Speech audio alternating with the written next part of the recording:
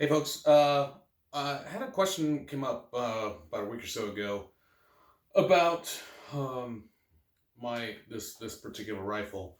I This is one that I use in a lot of my videos, a lot of the stuff that I do that you hopefully have seen here before. And we started talking about our sort of preferred primary gun, primary rifle. For someone like me, civilian, this isn't, it's not a work gun, but the gun that I, take to the range the most, spend the most time practicing with, training with. This gun has been through quite a few classes with me, that kind of thing. And I was asked, hey, so what exactly is that? If I wanted to set up a gun sort of like that, what do you have? Just kind of one of my suggestions, my input based on what I actually have here. So I just thought I'd take a few minutes and tell you what this actually is. So this is a 16-inch rifle. This is we'll start with the lower. The lower is from Sons of Liberty Gunworks. I bought it stripped, put it together with a BCM lower parts kit, but the ALG Defense Advanced Combat Trigger. All the other internal parts are BCM selector and everything, all the pins. Like I said, I put this the lower together myself. I put it together in Will Larson's Semper Paratus AR course 2 years ago. Not quite 2 years ago, I guess. So it's been put together to spec. Everything is as it should be. So that's lower. Again, Sons of Liberty, BCM parts kit, ALG Defense, Advanced Combat Trigger, BCM grip. I love these. I have these, I think, on all of my guns. BCM stock. I have a few different stocks that I really like. I actually am a big fan of the B5 SOP mod stocks. I have those on 3 or 4 of my guns.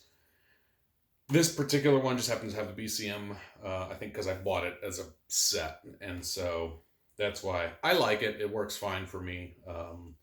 I have the sling through the slot as opposed to on a QD. No particular reason for that other than I guess maybe I didn't have an extra QD at the time. But there you have it. Moving on to the upper. The upper was bought as a complete 16-inch upper mid-length gas from Sons of Liberty. It is their East India upper. So again, 16-inch mid-length, kind of their basic set that they sell. It comes stripped in the sense that it has no handguard on it. So I ended up going with this Geisley Mark IV handguard. I really like this handguard. It's pretty robust, pretty beefy, but without being too large for my hands or anything like that.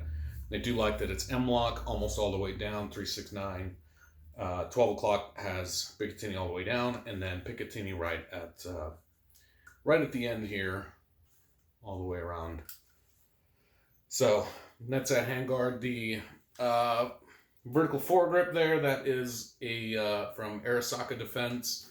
I like it. I like vertical foregrips. I'm sort of I tend to grab out like that, so those short little hand stops and finger stops, they work, I guess, but I tend to roll my hand down a little bit further, so I like having that extra real estate there for a little extra purchase, as opposed to just a hand stop and kind of rolling up further like that. So again, Arasaka Defense. It's nice. It's aluminum. It's M-LOK, goes straight on there. Pretty robust. I've beat it pretty good. If I ever wanted to, I can use it as a little kind of monopod. I haven't. I don't think I will, but if I wanted to. Also works great. Barricade work. Because it is solid. It's aluminum. It's going to hold up just fine. It's just about everything. Excuse me. Staying out there at the front end, I have this. This is an older Streamlight. This is the ProTac Rail Mount 2 model. This is not the HLX model. So this is the older one. It's been good for me. I know a lot of people have trouble with the tail caps. As you can see, the tail cap on this one is a very different color, as is the switch, because, like many other people, I had a problem with the tail cap. So Streamlight sent me a new one. It seems to be working okay. There are times when, if you get that turned just the wrong way, it won't come on, but it seems to be working okay for me. I have not repainted or done anything else to it because, quite frankly, I don't know if I'll have this for super long. There's just too many better options out there nowadays. I could go to, the Surefire, whatever, Mod Light, the Owl, whatever you want to have. But for me, this has been a pretty good option. Like I said, this is not a professional duty use rifle.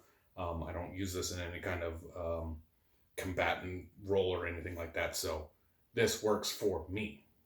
May not work for you. Unlike a lot of my guns that you may have noticed from any other videos, this gun does have iron sights. These happen to be fixed iron sights, Daniel Defense, front and rear. I think I just sort of put those on there for the heck of it. I had them laying around, put them on there. They work just fine. Got a bunch of sand in it. Move it around, if I end up doing, lasers or whatever on the front of this, I know that I can just take that iron sight there, move it back if I need to, put something in front of it, mount it behind it, whatever happens to be. This is an old Ares Defense F&A compensator on it. It works okay. I'm not a big fan of it. I'm planning to switch it out. Probably just going to go to a AAC 51T mount that will work with my AAC suppressor that I've got. Because why not? I mean, might as well. Moving on to the Optic. So some of you guys may have seen other videos where I have this. This is the Primary Arms enhanced red dot. This is one that came out, I don't know, year and a half, 2 years ago, something like that. I got this in a raffle last year at Shooter Symposium. So basically it was free. I figured, well, why not? I'll go ahead and run it through. I actually shot this gun at Shooter Symposium for the weekend using an older EOTech that I had on it at the time. I still have that EOTech. I love it. It's on my M&P right now. But I've been pretty happy with this one so far. Hold zero good, clear enough. The battery life is not great. And as the dot starts to fade, especially here in the desert, when you've got like really bright backdrop, sand, whatever, the dot can wash out at lower brightness settings, by which I mean anything under like 9, and it does go up to 11. At 11, the battery is going to drain out of it really fast though. So beware of that. It's a pretty good option for a lot of people probably, but again, I'm just kind of using it for the heck of it. I'll probably end up going back to the EOTech here pretty soon because I still love that thing and it still works. So, there you go. It's there on a Fortis F1, Fortis Manufacturing F1 mount made for anything with the Aimpoint T1H1 footprint. So that'll fit there. Sorry, I should have mentioned also, first of all, this is empty and clear. BCM bolt carrier group and BCM gunfighter charging handle with the large latch. I like the big latches. I've kind of switched over to the sort of ambidextrous Radian style charging handles on my newer my newer guns. So I'll probably end up switching to that on this one at some point too. But this one works just fine, so I'm going to keep doing it. Sling here in this case is a Blue Force gear, just their simple, regular old Vickers sling. Works great. I love it. I think I have 4 or 5 of these. I give them out as Christmas gifts. They're just a really, inexpensive, good quality, inexpensive upgrade that you can do to a gun that you might have to sling at some point. So that's that, and also almost exclusively PMags, of course, because we live in the PMag era. So you can use your GI mags or whatever, I don't care, but Magpul works for me. So that's this gun.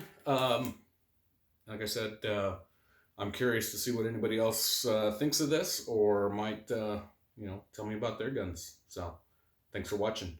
Bye.